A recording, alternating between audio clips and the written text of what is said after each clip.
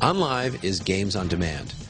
What we do is make available the top high-end titles, the same window as they are released in retail, so the same time they're in the store shelves, you have access to them. And you can play all these high-end titles on any entry-level PC or Mac, just through a plug-in that's just 1 megabyte in size in your browser, or using this OnLive microconsole. You can hook it up to your TV and have the exact same games available on your TV. Games on the TV and the PC and the Mac will be about 1280 by 720 at 60 frames a second, sometimes called 720p 60. The resolution is really limited by the speed of your broadband connection. So if you have what's called a 5 megabit connection, which probably is actually delivering about 4 megabits a second, then no problem running HDTV.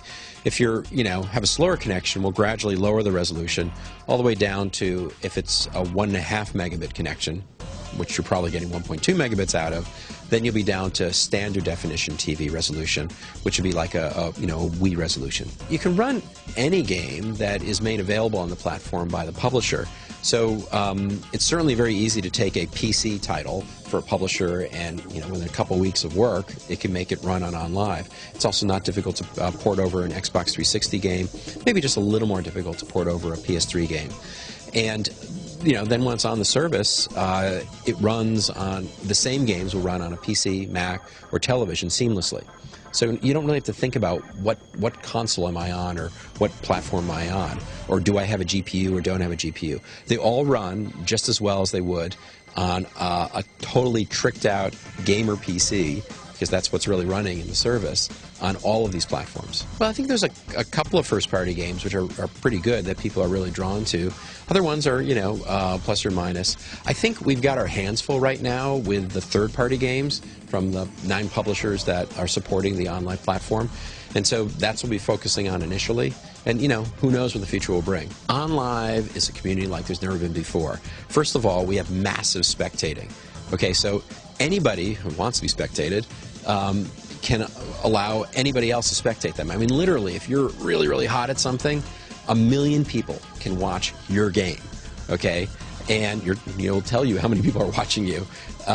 And you can go and just check out any game you want and see a really great player and see what their moves are in order to get through a level.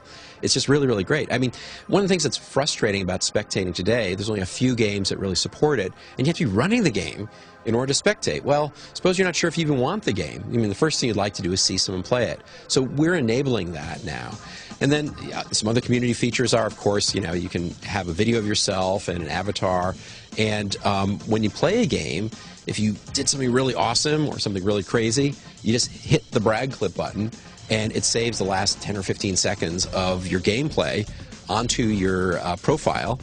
And anybody in the OnLive service can go and see your awesome moment or your horrible moment. Definitely, you'll have the ability to set up friends lists.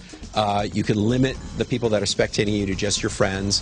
When we have, voice over IP, maybe you only want to talk to your friends or just let them listen to you. Or maybe you want to let the whole world listen to your commentary as you're making your way through a game. So we have an awful lot of different flexibility.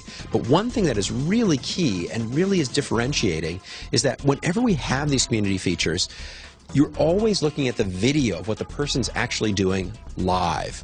So when you go check in on your friend, you can see what they're doing. And you and your friend who are talking to each other can go watch some other player and comment what you want back and forth. And that conversation carries between games, between levels, and so forth. Until, of course, you get into a game where maybe you're on a team, and then the system is smart enough to go and separate the voice so that you can't overhear what the team is saying.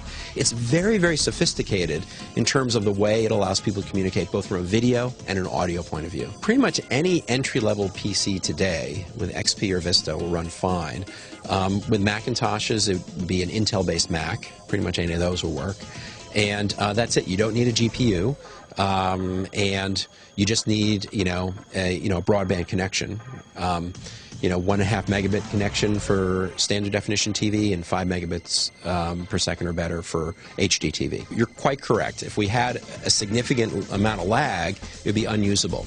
So we had to develop a new technology that would allow the game to run a lot of the game to run in the server center, and then really to send tiny pieces of the game down through your DSL and cable modem connection very, very rapidly with no lag. So essentially what happens when you hit a button on your controller or on your keyboard, it goes up through the internet to our server center, the game will figure out the next frame, and then it zips back down, and your computer screen or your TV screen updates so fast that perceptually it's as if the game is running right there. It's really, really cool. It's a brand new technology. It took 7 years of development to get it to where it is.